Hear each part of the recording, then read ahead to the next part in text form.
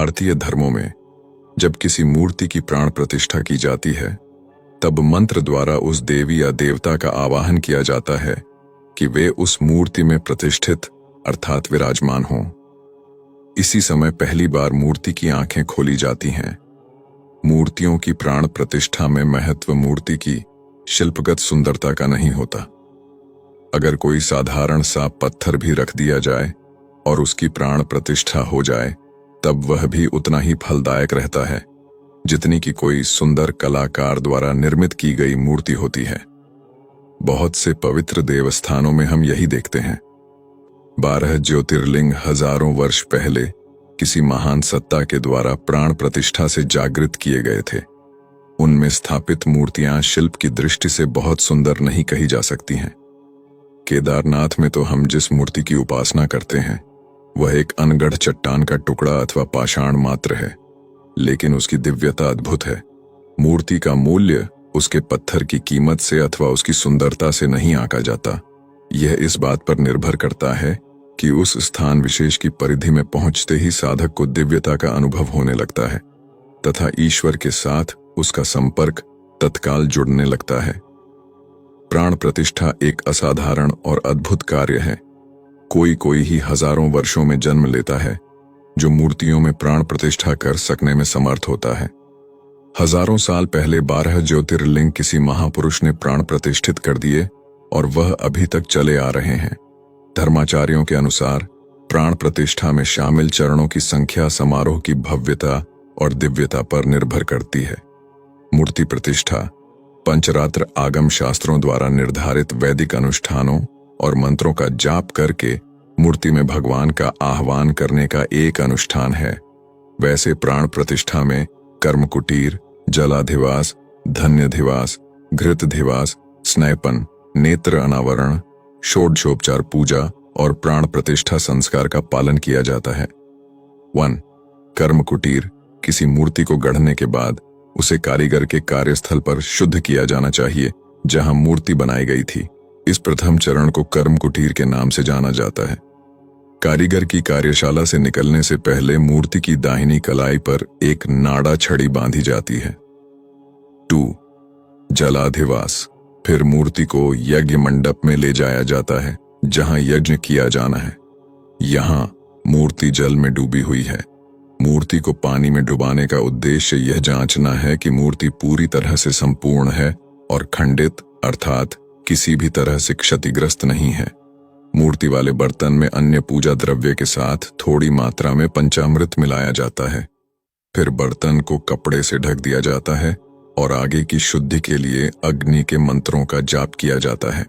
फिर कपड़ा हटा दिया जाता है और घंटादि बजाकर मूर्ति को जागृत किया जाता है। मूर्ति को बर्तन से निकालकर पोंछकर सुखाया जाता है। 3. धन्यधिवास फर्श पर धान्य, अनाज या दालें की एक परत बिछाई जाती है और मूर्ति को धान्य की परत पर लिटाया जाता है। फिर मूर्ति को पूरी तरह से अधिक धान्य, आमतौर पर चावल या गेहूं के अनाज से ढक दिया जाता है। ऐसा मूर्ति को और अधिक शुद्ध करने के लिए किया जाता है। 4. घृतधिवास इसके बाद मूर्ति को गाय के घी अर्थात घृत में डुबोया जाता है क्योंकि गाय का घी शुद्ध माना जाता है। हालांकि इस चरण को कई अवसरों पर बदल दिया जाता है क्योंकि घी से ढकी हुई पत्थर या संगमरमर की मूर्ति के फिसलने की अत्यधिक संभावना होती है, जिसके परिणाम स्वरूप मूर्ति को संभावित नुकसान हो सकता है। इसके बजाय घी में भिगोया हुआ रुई का एक टुकड़ा मूर्ति के पैर के बड़े पैर के अंगूठे पर रखा जाता है।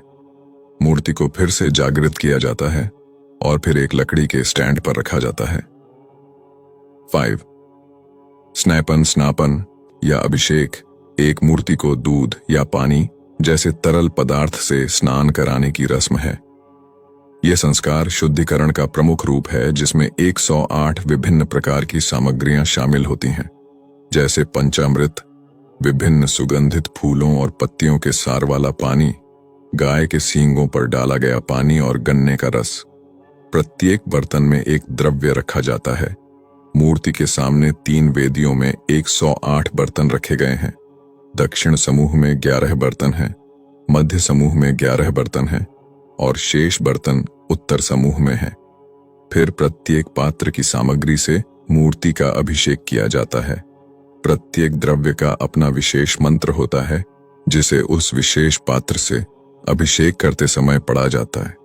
शुद्ध पदार्थों का इतना व्यापक वर्गीकरण मूर्ति की अपार शक्ति और पवित्रता को प्रस्तुत करता है। 6. नेत्र अनावरण। मूर्ति को गढ़ने वाला कारीगर मूर्ति के पीछे खड़ा होता है और मूर्ति के चेहरे के सामने एक दर्पण रखता है। मूर्ति की आंखों को प्रोक्ष रूप से देखकर दर्पण के माध्यम से प्रतिबिंबित करके वह सोने की शलाका अर्थात सुई के साथ घी और शहद की परत को हटा देता है। इसे नेत्र अनवरण संस्कार के रूप में जाना जाता है। दर्पण का उपयोग करने का कारण यह है कि एक बार जब मूर्ति की आंखें खुल जाती हैं तो उसकी पहली बेहद शक्तिशाली दृष्टि किसी इंसान पर नहीं पड़नी चाहिए। इसके बजाय मूर्ति को नेत्र अनुवरण अनुष्ठान से पहले ही उसके सामने रखा हुआ भोजन अर्पित किया जाता है। 7. षोडशोपचार पूजा। मूर्ति को पहुंचने के बाद उसे एक रात के आराम के लिए भोजन और पानी के एक बर्तन के साथ एक नए गद्दे पर लिटा दिया जाता है। नींद के लिए निद्रा देवी, नींद की देवी का आह्वान मंत्रों से आह्वान किया जाता है।